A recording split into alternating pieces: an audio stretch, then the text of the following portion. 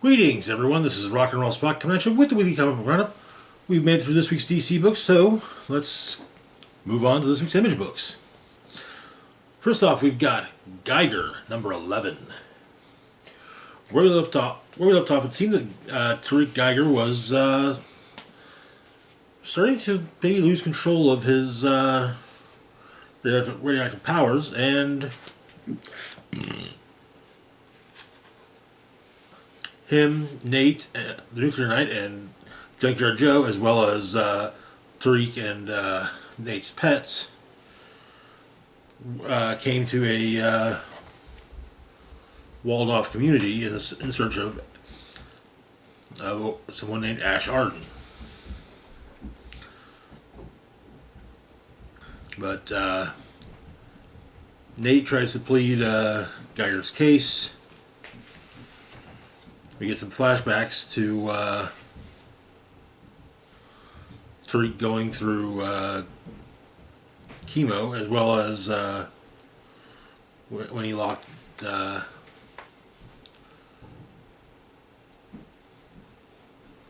his family in the fallout shelter, as well as the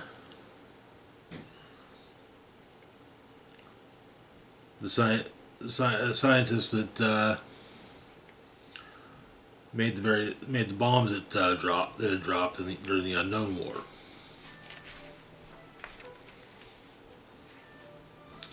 But it turns out that the woman running the walled-off community is in fact Ash Arden, Ashley Arden, and she is mutated in a similar manner to Geiger, but she has managed to, at the very least, overcome her things. And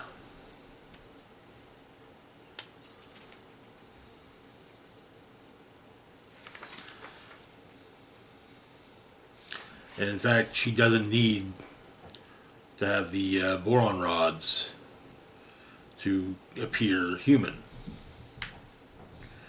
In the town that Junkyard Joe is keeping guard over Tariq and Nate.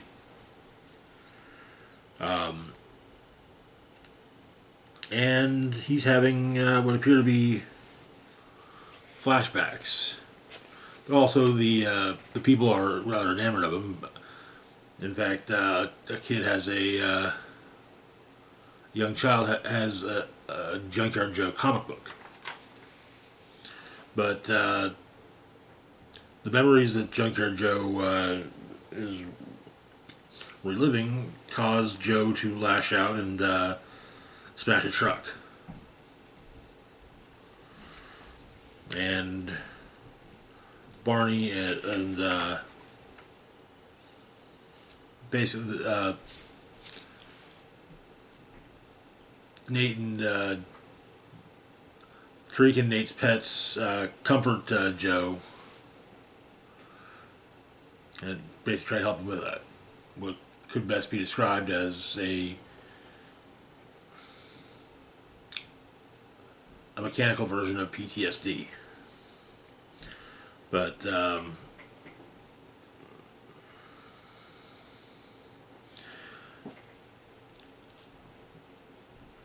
Ash at least somewhat tries to help Geiger, but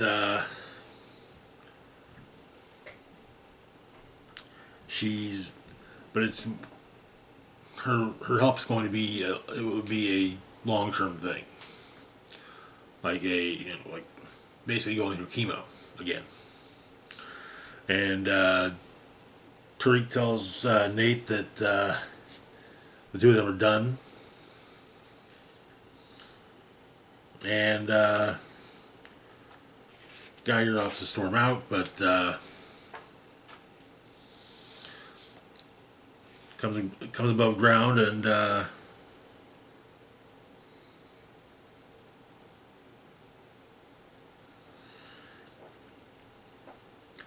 discover the ruckus that has been caused by Junkyard Joe, and Geiger calls to Barney, but Barney's not responding, and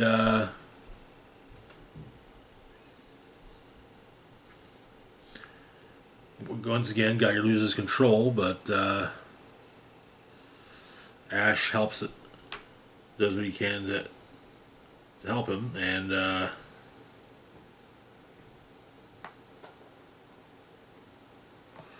Ash informs him that he's not immortal.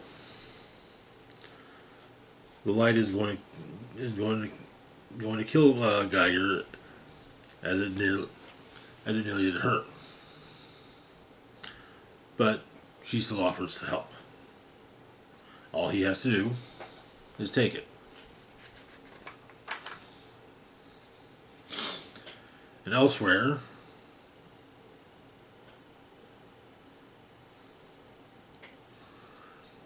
Junkyard Joe's trail is being found. A handprint on a vehicle. And it would seem the man who created the beta unit, aka Junkyard Joe, is searching for Joe. And that is where the issue ends. Good issue, good issue. I wish I could remember the name of Nate's zebra, but yeah. Anyways, moving on to our next book, we've got Transformers number 17.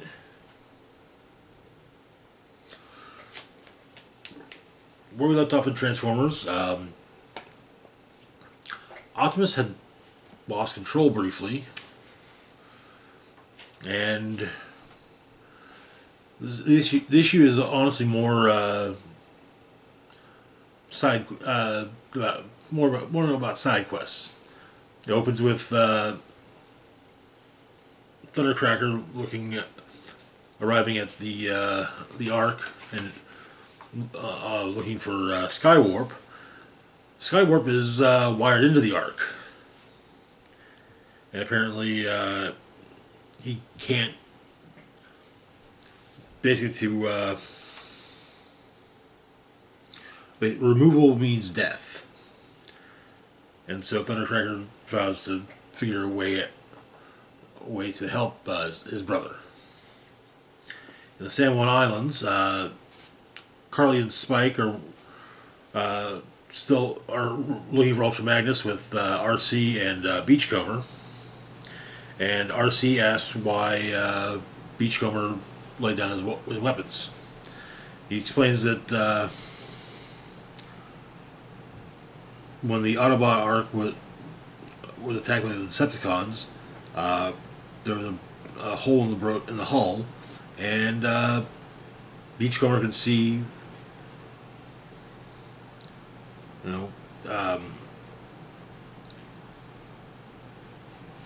galaxies, life, and it made the conflict between the Cybertronians seem small, and so he laid down his arms.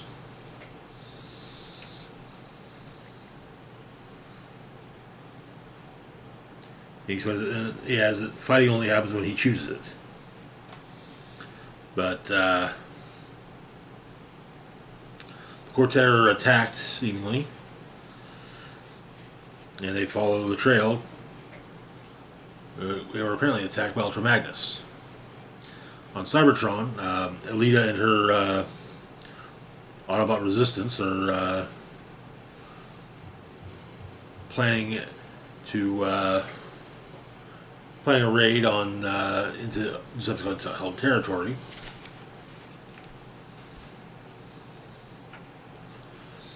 With Cliffjumper, Warpath, Blur, Blades, and of course Alita. Back on Earth, Wheeljack and Optimus talk about Optimus's brief loss of control. But it turns out that Decepticons are attacking a human settlement called Seattle. Back on Cybertron, Alita's resistance force manages to get into the Hall of the Sparks, and Cliffjumper uses the combined sparks of his clan, and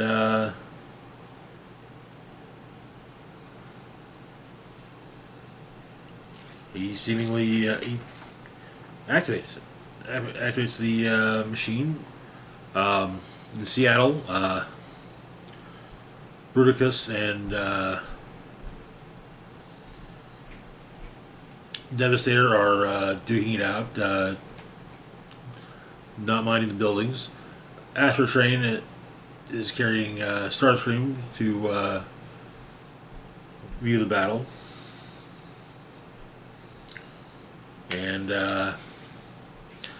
so the Autobots try and save as many humans as they possibly can,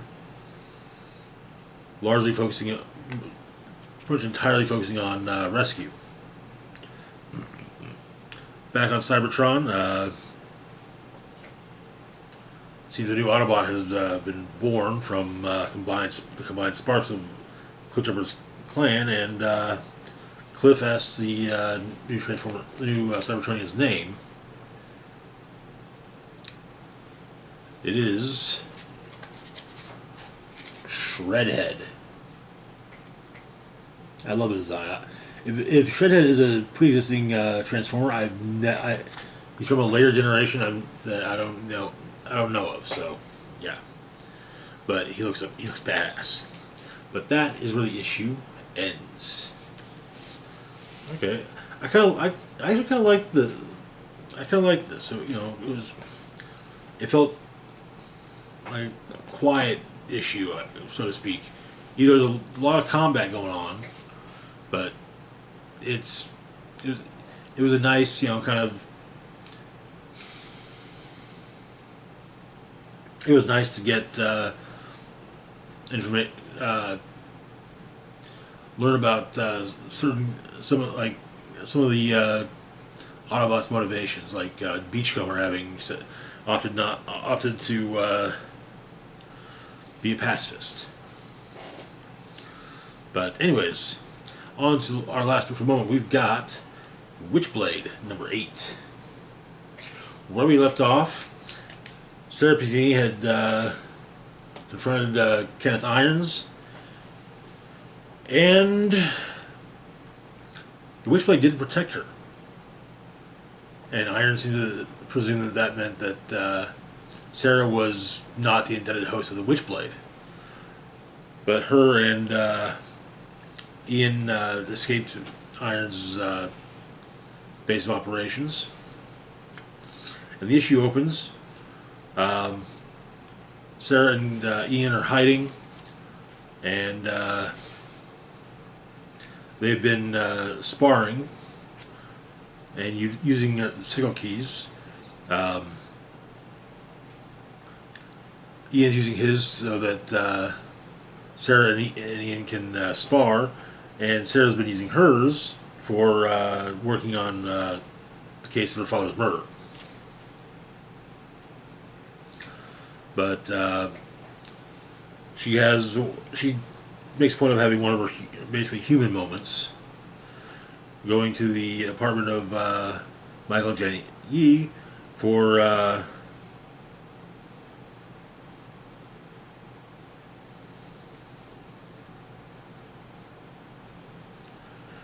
birthday party. But Michael kicks her out when she can't really talk about what's been going on in the 3 weeks that she's been off the radar.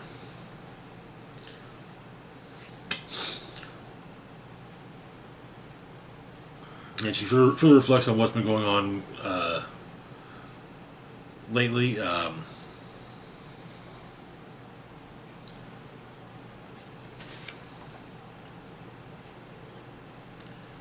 Ian comforts her in more than a few ways.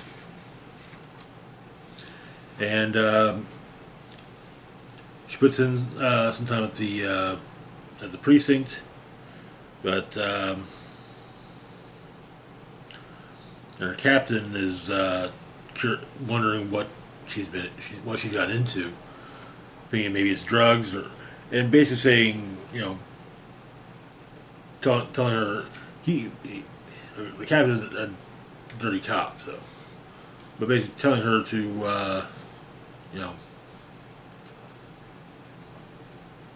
to try and maintain the Bronx Zoo.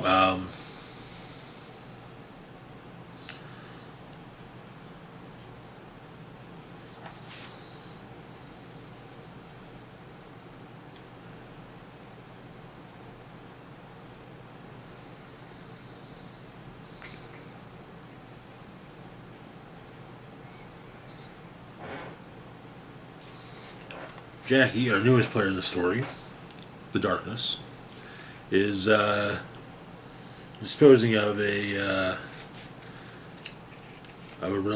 real piece of shit, and Sarah's been given a tip on getting him, but the two of them are now seemingly hunting one another. And they come face to face with the Witchblade and the Darkness reacting oddly to one another. And then they draw on each other, and that is where the issue ends. Okay, alright. When, with the original run of Witchblade, I didn't make it far. I didn't make it too far in the series, and didn't even make it remotely to the point of the Darkness's introduction. So, the Darkness is the character of the Darkness is untrodden territory for me. But anyways, that's gonna do it for now. As always, feel free to like, share, and subscribe. Links to my Facebook, Blue Sky, Instagram, Mastodon, Twitter, Patreon, and PayPal can be found in the description box down below. This is Rock and Roll Spuck signing off saying, live long and rock hard.